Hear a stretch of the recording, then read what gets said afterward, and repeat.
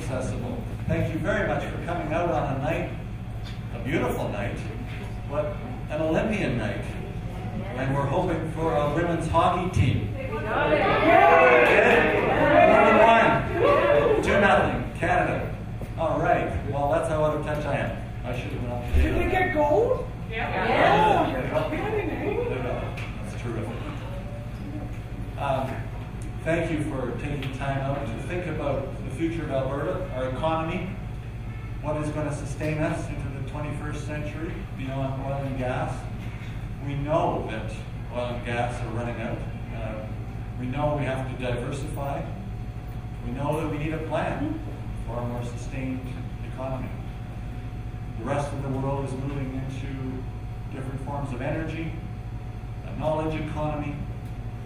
They are recognizing the importance of education as the foundation for their economy. It seems that for some of us that are close to government, there's a lack of insight and a lack of planning for the kind of future that most of us realize is coming, whether we're ready for it or not. This recession has reminded us that we are too dependent on one commodity, that 50% of our jobs and revenue, about a third of our revenue in the government comes from the oil and gas sector, and 50% of the jobs are directly or indirectly connected to the oil and gas sector. Clearly, we need to be less dependent on this one commodity for our infrastructure, for essential services like healthcare, education, and protection for people with disabilities and those who need support. And for my short stint in public life, 5 years now, it's clear to me that this government doesn't have a plan and doesn't have a disciplined approach to the budgets that they create each year.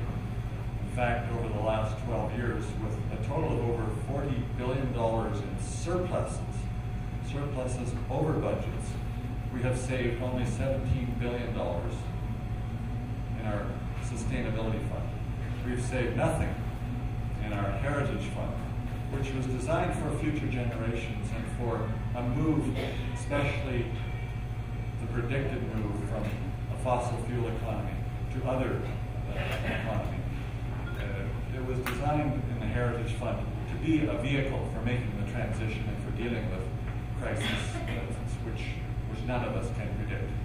So some say we have a revenue problem in Alberta. We're not taking in enough. Some say we have a spending problem in Alberta. We're not spending wisely and getting results for our spending. Some say we have a saving problem, and I say we have a competence problem in government. After 12 years, it's clear we haven't learned from past booms and busts. We cannot be so dependent on one commodity. We have to plan better, and we have to be more disciplined about the way we manage the economy in this province. I am not an expert in the economy. I'm an expert in health, used to be an expert in health, a recovering physician, politician, who believes very much in the principles of health and how we create the conditions for health, whether it's economy, environment, social development. And the principles are all the same. Get the best of information, include experts in deciding how we're going forward as a society, make a plan, check out that plan, and then monitor as you deliver that plan to see if there are unexpected side effects. That's the approach that I've always taken in health and medical practice. That's the approach that businessmen take when they invest and monitor how their investment is going. But it's not the approach that this government has taken to managing our current resource development, our human services, and our plans for our children and our future. I have two experts with me, but before I introduce them, I want to introduce my two key staff members from the office just across the street, Calgary Mountain View. Carol Clark at the back in the red shirt. And Brown here. They keep me going here in the city. And they are my office because I'm away most of the time, that I'm leader of the Alberta Liberal Opposition. So they are responsible for all the organization and the supports here, and they have set up a question page that if some of you didn't get it, you can perhaps pop up anytime during the evening, and if you want to write out a question, they will be selecting some from the questions to begin the question period. We want as much discussion as possible. This is a public forum.